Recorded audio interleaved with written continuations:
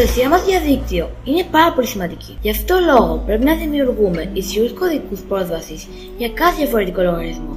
Δημιουργήσαμε λοιπόν μια γεννήτρια ασφαλών κωδικών με χρήση ενός μικρού υπολογιστή του Microbit.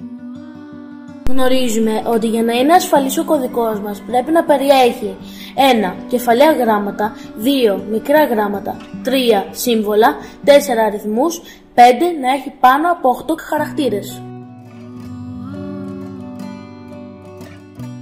Για να το πετύχουμε αυτό, δημιουργήσαμε τους εξής πίνακες στο περιβάλλον προγραμματισμού του Microbit. Ένα πίνακα με όλα τα κεφαλαία γράμματα, ένα πίνακα με όλα τα μικρά γράμματα και ένα πίνακα με τα βασικά σύμβολα.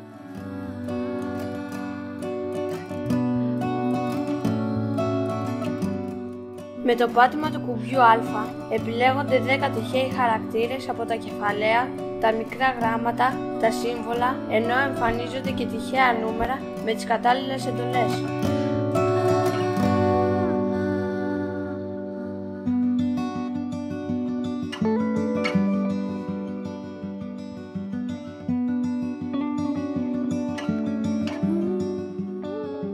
Οι χαρακτήρες εμφανίζονται στην οθόνη ένας σε ένας με καθυστέρηση. Το σημειώνουμε σε χαρτί και ελέγχουμε την ασφάλεια του κωδικού μας με τη χρήση ειδικής ιστοσελίδας.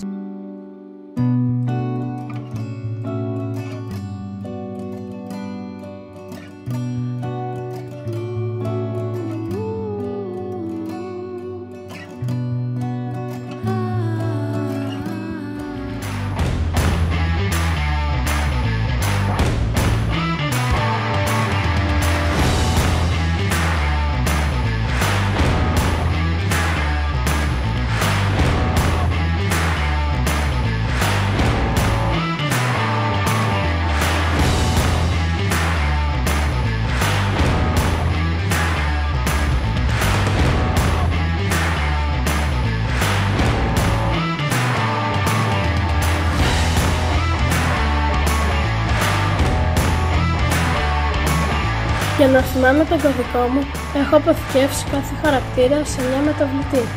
Αν το ξεχάσω, εμφανίζεται και πάλι πατώντας το κουμπί Β στο Microbit.